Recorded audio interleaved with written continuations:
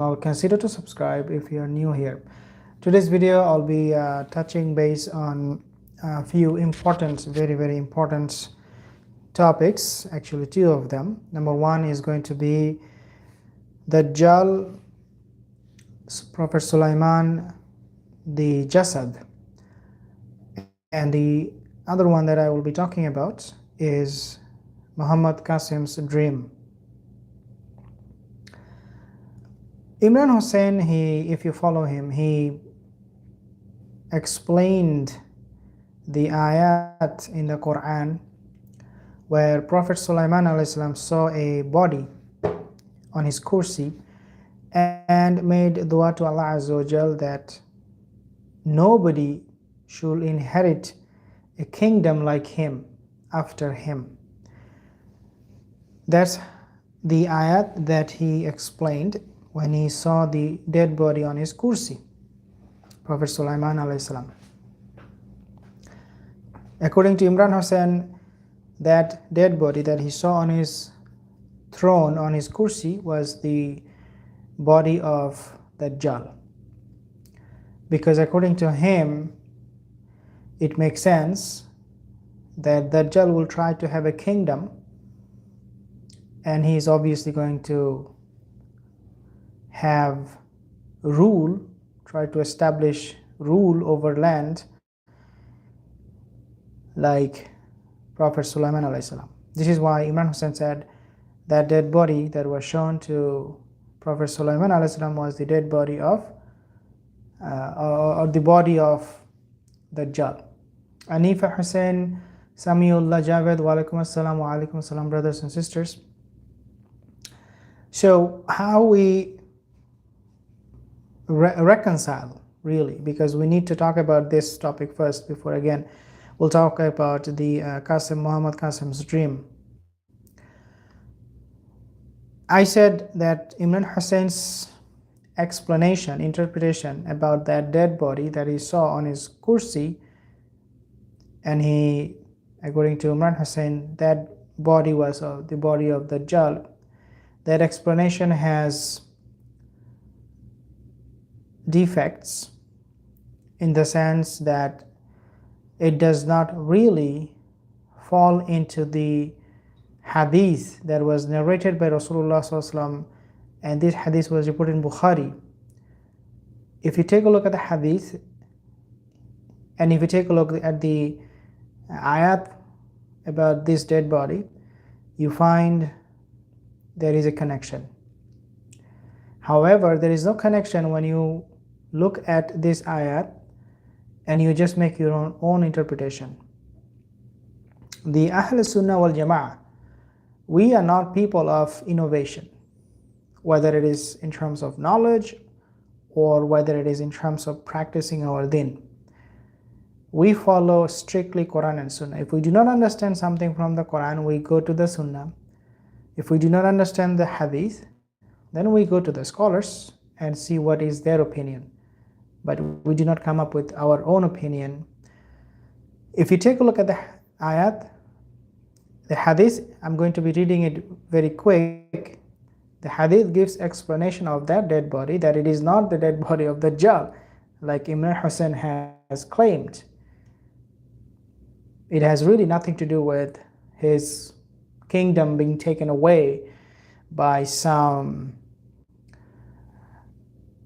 individual, whether it is Dajjal or anybody for that matter. Rasulullah said Sulaiman had 60 wives, 60.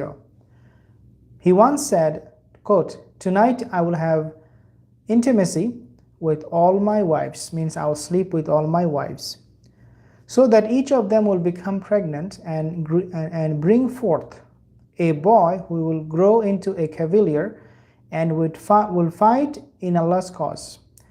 Yuqatiluna fi sabilillah." This is exactly the hadith. Okay. So Sulaiman he slept with his wives, and none of them conceived and delivered a child except one who brought a half body or boy that was deformed. So these wives, when they gave birth, the boy was deformed. It was a half body. Rasulullah SAW, he said, if Sulaiman had said, Inshallah, okay, when you say something or when you ask something or you expect something, you always, as believers, we say, Inshallah, if Allah wills, it will happen. But Sulaiman, he did not say that. He said, I'm going to sleep, I'm going to have a boy, and I'm going to send him to fight in the cause of Allah. That's it. That's all I want. He did not say, Inshallah. So Rasulullah said, if Allah will, if he said Allah will, then each of those women would have delivered a would-be cavalier to fight in Allah's cause. And then again, it is reported from Sahih al-Bukhari. This is a hadith from Sahih al-Bukhari, narrated by Abu Hurairah radiallahu anhu.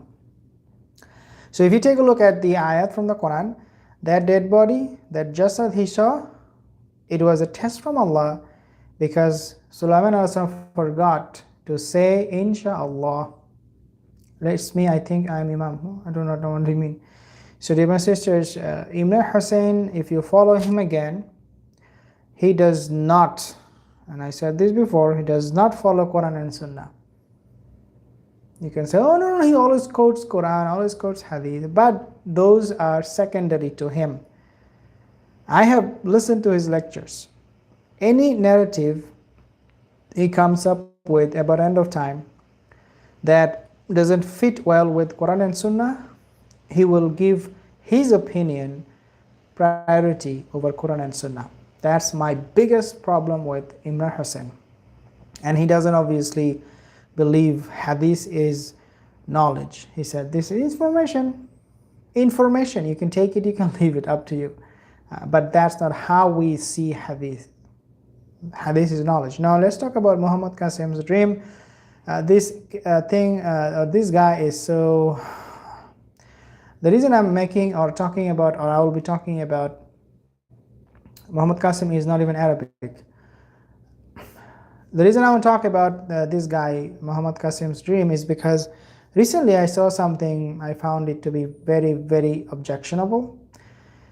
And we need to talk about this. So he said, quote, Dajjal's height, means his height, how tall he is, he said is about 6 feet and 1 or 2 inches. This is what Qasim is saying about Dajjal. He said, Dajjal has a cruel face with dark brown skin. He is clean shaved and bears a mole on his cheek. Dajjal has slight curly dark hair, and he bears close resemblance to a typical South Asian or Middle Eastern man. Subhanallah, Rasulullah was sent as final messenger. He mentioned to us everything that we needed to know. In fact, when he talked about Dajjal, he said, I want to repeat myself. I want to mention about Dajjal over and over again, simply because I'm afraid you will not recognize him. So Rasulullah, subhanallah, he was so worried. He was concerned that maybe perhaps we would not know who Dajjal is when he is here. So he described Dajjal the best way possible. And now you have this guy coming to us and telling us more about Dajjal. If you love Rasulullah, if you follow him, and if you believe that he was sent with a complete message, he was given knowledge that was perfect. If you believe in that, then you will not believe in this kind of, canard, or I should say dream. It's his reverie, wallahi. So it's a reverie. He wants to dream, he wants to have fun with it. And he's telling us how Dajjal is, how his height. Really? What about the hadith that we have? Those are not enough. Rasulullah did not tell us enough about Dajjal. That's basically what he's saying. That look, guys, Allah sent me. See, the way shaitan works is very, very slow. He wants to take you away from the straight path slowly. He would not say, oh, Qasim is a prophet. Believe in him. He will say, no, Qasim is not a prophet. He is just a human, a normal human Pakistani, Indian citizen, whatever, right? And then once he sells this idea that Qasim is a normal guy, then the next step is what? Making you believe, or convince you that he has some connection with Allah directly, right? He receives this information, that information. So it is really a matter of time before people will start to believe that Muhammad Qasim is a prophet. This is how it all starts, wallahi.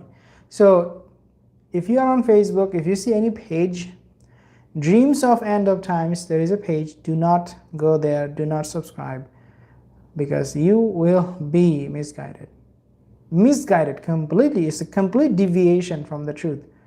So I'm warning you, do not go to these pages, do not believe this kind of stuff, because this is telling us our Sharia is not good enough. Wallahi, this is the fitan. If you are new here and you are interested in this kind of topics of end of time, Dajjal, the Mahdi, inshallah you can consider to subscribe. I have few comments here. I will not be able to answer all of them, but you can leave a comment in the comment section below, inshallah. Display of Rehan, assalamu alaikum wa alaikum assalam. Malaha Akram, wa alaikum assalam, brother. What's Dajjal connection with Constantinople, Istanbul? Yeah, I mentioned about this, Dajjal and Constantinople. You can watch my other videos. I'll actually talk about this inshallah again in the future. Salam, brother, watching your channel. Wa alaikum assalam. Mallah Akram, Jazakallah khair. Do you predict the end of time is close? Efron, we are living in end of time, but inshallah I will make some specific commentary on things that are happening right now. That way you will have, inshallah, a much solid answer from me. But it's very clear from the hadith that we are living end of time. Rasulullah, the coming of Rasulullah is the sign of the end of time. His death, his maut was the sign of end of time. Jazakallah khair. Assalamu alaikum wa rahmatullahi wa barakatuh. Anifa Hussain.